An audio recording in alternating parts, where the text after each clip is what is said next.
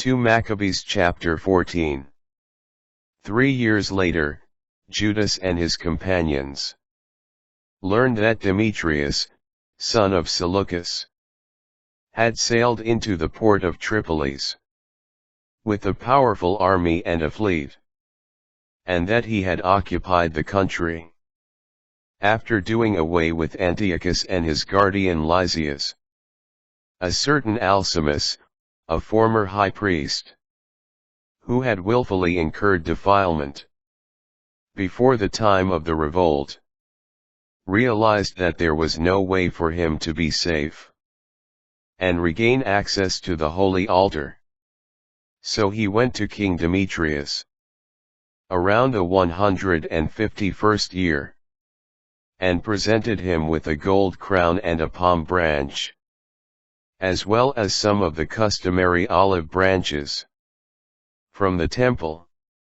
On that day he kept quiet, but he found an opportunity to further his mad scheme, when he was invited to the council by Demetrius, and questioned about the dispositions and intentions of the Jews. He replied, "Those Jews called Hasidians, led by Judas Maccabeus, are warmongers, who stir up sedition, and keep the kingdom from enjoying peace. For this reason, now that I am deprived of my ancestral dignity, that is to say, the high priesthood, I have come here. First, out of my genuine concern for the king's interests, and second, out of consideration for my own compatriots, since our entire nation is suffering no little affliction from the rash conduct of the people just mentioned. When you have informed yourself in detail on these matters, O King, provide for our country and its hard-pressed people with the same gracious consideration that you show toward all. As long as Judas is around, it is impossible for the government to enjoy peace." When he had said this, the other friends who were hostile to Judas quickly added fuel to Demetrius' indignation. Dealings with Nicanor. The king immediately chose Nicanor, who had been in command of the elephants, and appointed him governor of Judea. He sent him off with orders to put Judas to death, to disperse his followers, and to set up Alcimus as high priest of the great temple. The Gentiles from Judea, who had fled before Judas, flocked to Nicanor, thinking that the misfortunes and calamities of the Jews would mean prosperity for themselves. When the Jews heard of Nicanor's coming, and that the Gentiles were rallying to him, they sprinkled themselves with earth and prayed to him, who established his people forever, and who always comes to the aid of his heritage by manifesting himself. At their leader's command, they set out at once from there, and came upon the enemy at the village of Edessa. Judas' brother Simon had engaged Nicanor, but he suffered a slight setback because of the sudden appearance of the enemy. However, when Nicanor heard of the valor of Judas and his companions, and the great courage with which they fought for their country, he shrank from deciding the issue by bloodshed. So he sent Posidonius, Theodotus and Mattathias to exchange pledges of friendship. After a long discussion of the terms, each leader communicated them to his troops, and when general agreement was expressed, they assented to the treaty.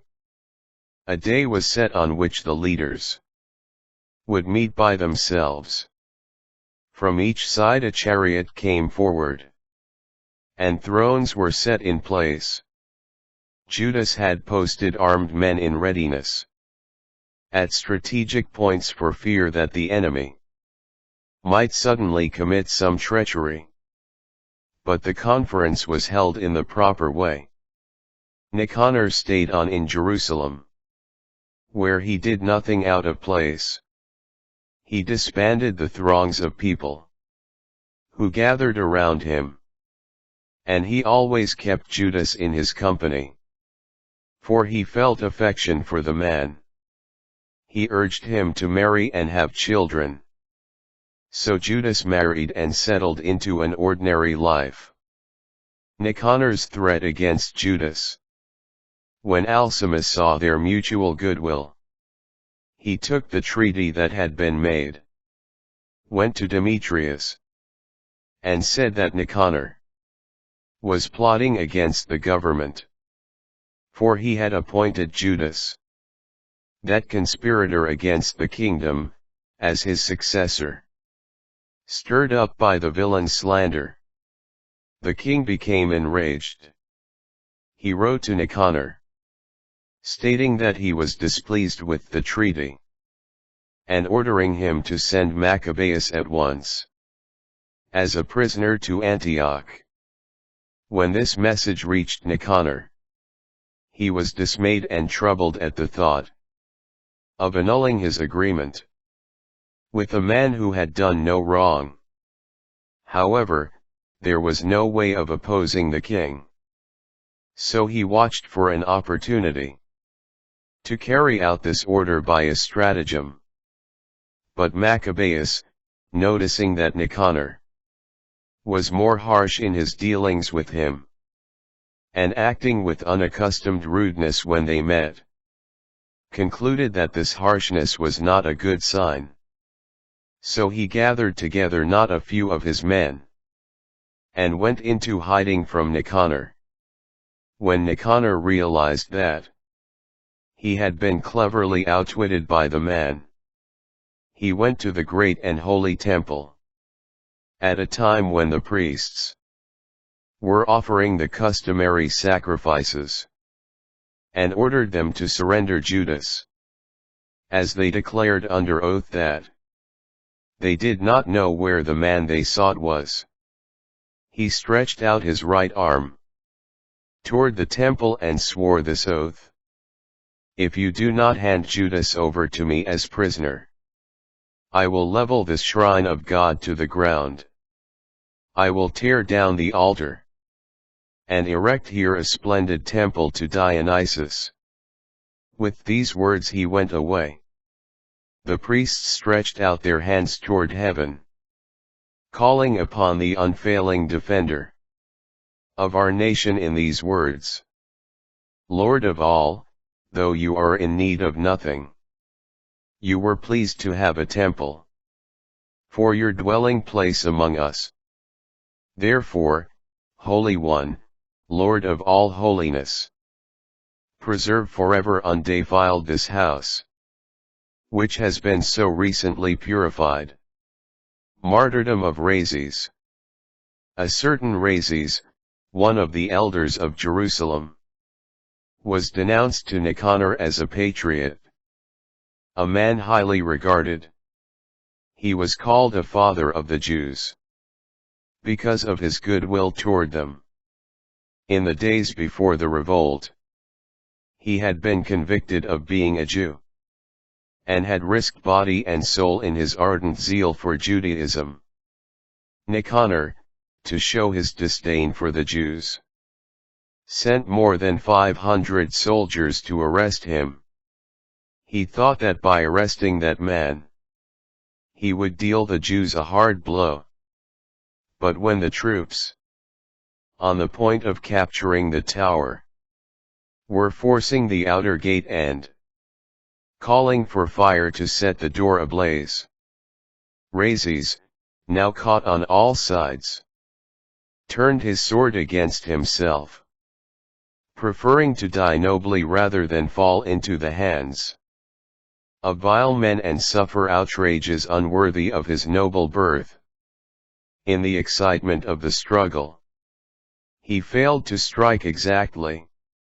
So while the troops rushed in through the doors, he gallantly ran up to the top of the wall, and courageously threw himself down into the crowd. But as they quickly drew back and left an opening, he fell into the middle of the empty space. Still breathing, and inflamed with anger, he got up and ran through the crowd, with blood gushing from his frightful wounds. Then, standing on a steep rock, as he lost the last of his blood, he tore out his entrails and flung them with both hands into the crowd, calling upon the Lord of life and of spirit to give these back to him again. Such was the manner of his death.